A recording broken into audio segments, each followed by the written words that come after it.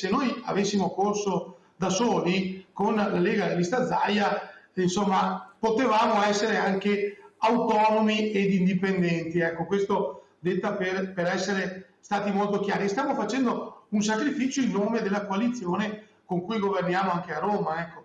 Ma in Veneto questo per noi, insomma, è un sacrificio. A poche ore forse, ma non è certo, dalla resa dei conti sul nome del candidato, la situazione nel centrodestra è questa e viene da chiedersi se, anche dopo che la scelta sarà fatta, lo stato di tensione cambierà. Difficile perché quando sarà svelato il giallo, l'una o l'altra parte sarà comunque rimasta scottata e con tali premesse si avvierà una campagna elettorale a rischio schizofrenia. Sandon Haring parla di sacrificio del carroccio a restare uniti.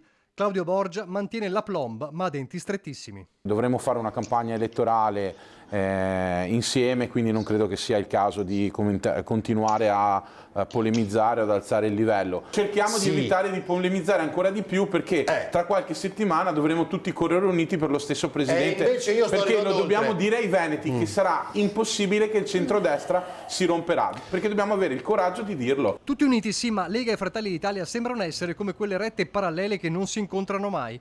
Tanto meno sul nome del candidato, sentire per credere il leader regionale dei meloniani. Spesso, e non crediate sia facile, anch'io nei contesti del mio partito, un partito che oggi rappresenta quasi un Veneto su 4, ho delle pressioni perché non tutti sono disposti ad accettare supinamente una pseudo decisione come quella che qualcuno andrebbe raccontando. Intanto, manco a farlo apposta, arriva il capogruppo del Carroccio in regione che, forte del manifesto di Zaia fresco fresco di poche ore, lancia la riscossa. In questi mesi c'era chi esultava ancora prima di aver giocato la partita e tra questi penso che molti oggi abbiano avuto un cattivo risveglio.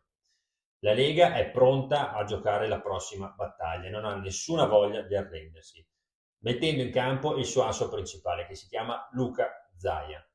Noi di fronte abbiamo un obiettivo politico molto importante, che è quello di far diventare Alberto Stefani il prossimo presidente della Regione Veneto, in continuità con l'amministrazione di Luca Zaia.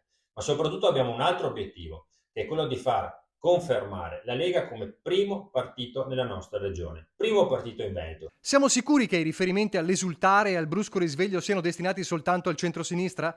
Saremmo propensi a dire di no.